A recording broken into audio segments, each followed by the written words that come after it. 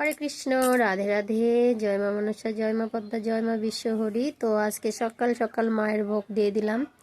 কিছুই ছিল না ঘরে, শুধু ছিল শুকনো খেজুর। আজকে মাকে সেটাই নিবেদন করেছি, কারণ আমরা খুব গরিব আর বাজার থেকে অনেকটা দূরেই আমরা থাকি।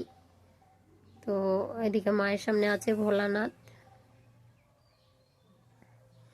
এই দেখো আমার মায়ের রূপটা।